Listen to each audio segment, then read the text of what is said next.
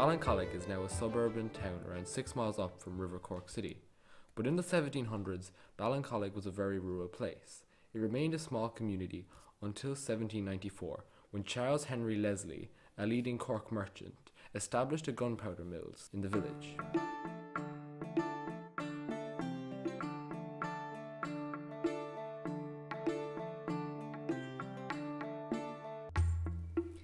Cork Harbour is a natural harbour and river estuary at the mouth of the River Lee. It is one of several which lay claim to the title of second largest natural harbour in the world, after Port Jackson, Sydney. The harbour has been a working port and a strategic defensive hub for centuries.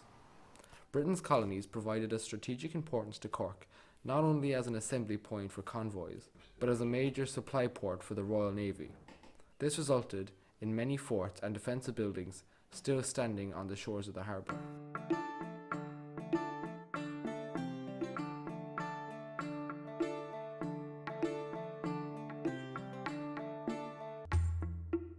Leslie chose Ballincollig as a site for the factory because of how close it was to Cork City and the harbour, and because of the flat valley and its water power potential.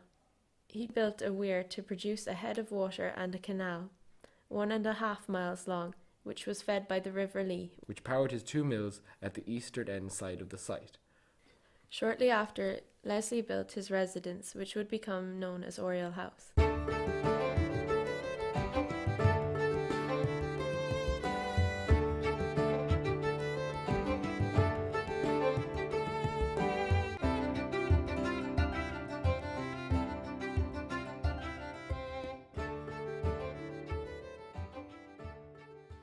Increased concern about the security of the gunpowder mills, coupled with the British government's policy for creating its own monopoly of gunpowder manufacturing, greatly influenced the Board of Ordnance's decisions to buy out Leslie in 1805 on a lease of 999 years.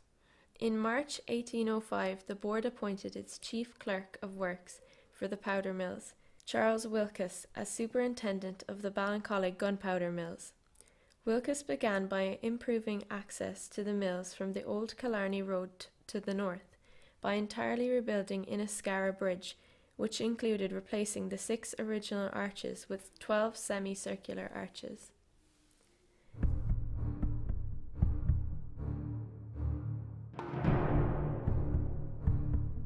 To meet the demands of the British Army during the Napoleonic Wars, the mills were greatly expanded in the period of 1806 to 1815. 12 new mills were added, as well as a new processing building, administration buildings, a network of canals and homes for the workers and senior officials. The village of Ballincollig grew up around the gunpowder mills, providing housing and services for the workers.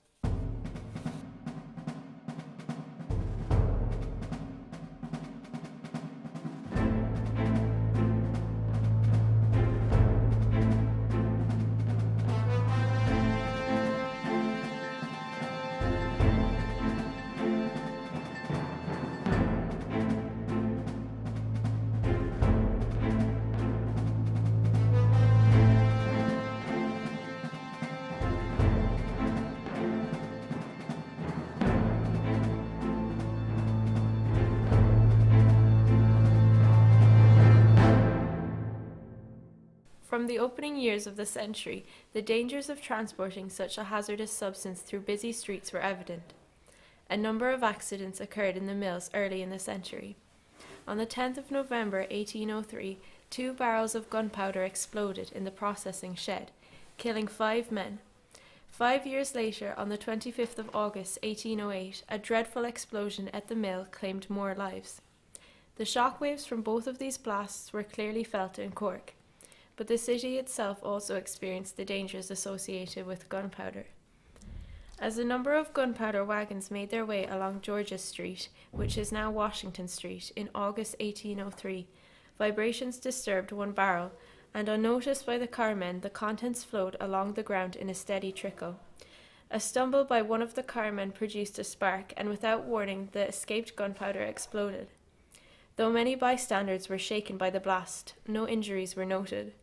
A far different tale would have been told if the powder casks had become engulfed in the explosion. A local newspaper reported the incidents and urged people to be very careful. As we know not of any similar case having occurred in the city, we need not, though apprehension of it being repeated, enjoying any lesson of caution. But upon the whole, the transportation of so formidable an article of destruction, subject to so many accidents, should be in all cases the object of incessant vigilance.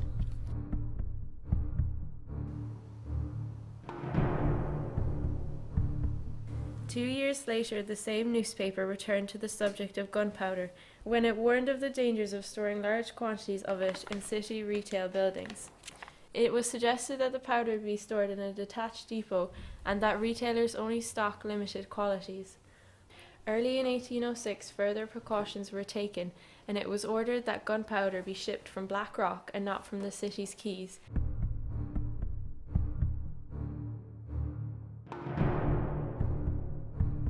In November 1810, Ballincollig gunpowder caused another major disaster in the city itself. At about 10 o'clock on the evening of Saturday, the 3rd of November, a violent explosion rocked the St. Barry's area of the city, and in Brandy Lane, the centre of the blast, 3 houses were demolished, and many more were set on fire. Crowds of people gathered in the area, some to see it for themselves, others to help the victims. A scene of utter chaos awaited them.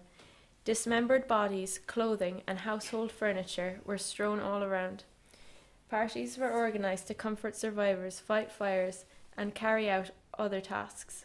Rescuers worked through the night, and by morning 19 bodies had been pulled from the ruins. The deaths of 3 survivors in hospital brought the number of fatalities to 22. The cause of the tragedy was the theft of gunpowder from the Ballincollig mill. A worker started selling the powder in quarries near the city, and each evening he brought small quantities to his home in Brandy Lane. It seemed that carelessness while drying the powder with candles was the cause of the explosion. The greed of one Ballincollig mill worker had sent over 20 people to their deaths.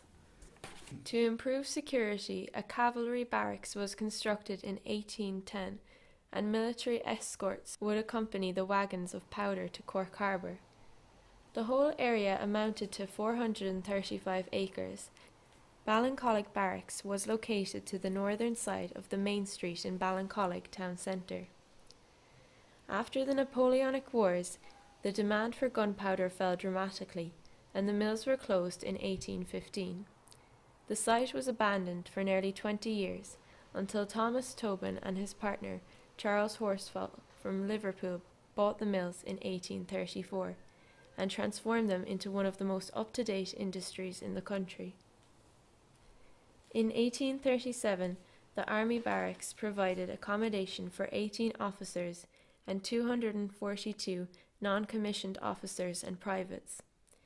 The police depot for the province of Munster was situated in the Army Barracks, and the men were drilled till they became efficient and were then drafted off to the different stations in the province.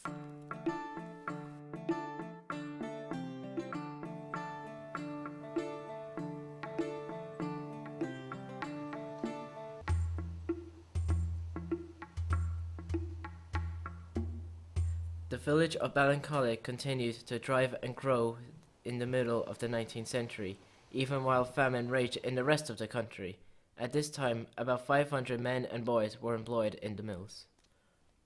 2 of the raw materials for the gunpowder were sulphur, which came from Sicily, saltpeter, which came from India, and the third was charcoal, which was produced locally. The River Lee provided the power to turn the water wheels for the grinding the raw materials and manufacturing the gunpowder. Most of the finished product was exported to Liverpool before it was sent on to Africa. A wide range of skills were used in the mills, such as coopering, millwrighting, carpentry, master mixer, refiners of sulphur, charcoal, and saltpeter, press house, corning house, glazing house, dusting houseman, sawer, and shave cleaver. The population of Ballincollig in 1886 was 1,130, including the military.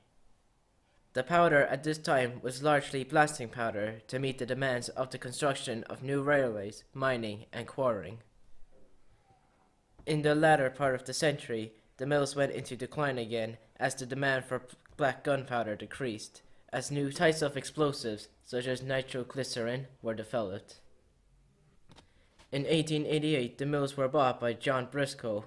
They closed in 1903 due to the invention of dynamite after the end of the Boer War, with a devastating effect on the local community. The site was bought by Cork County Council in 1974, and they developed it into a public park.